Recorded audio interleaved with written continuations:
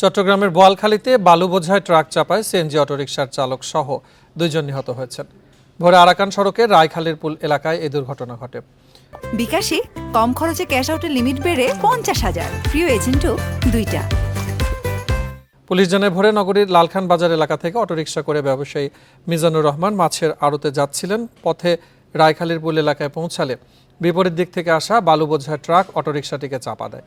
এতে ঘটনাস্থলে মারা যান চালক দেলোয়ার হোসেন। গুরুতর আহত অবস্থায় মিজানুরকে উপজেলা স্বাস্থ্য কমপ্লেক্সে নিয়ে গেলে চিকিৎসক তাকে মৃত ঘোষণা করেন। এদিকে সিরাজগঞ্জের শাহজাদপুরে নিয়ন্ত্রণ হারিয়ে গাছের সাথে ধাক্কা লেগে বাসের এক যাত্রী নিহত হয়েছেন। এই ঘটনায় আহত হয়েছেন আরও 7 জন। ভোরে উপজেলার টেটিয়ারকান্দি এলাকায় এই দুর্ঘটনা ঘটে। এছাড়া গোপালগঞ্জ সদরের সোনাসুরে বাসকে সাইড দিতে গিয়ে নসিমন উল্টে চালক নিহত হয়েছেন। আহত 2 জন গোপালগঞ্জ জেনারেল হাসপাতালে চিকিৎসাধীন।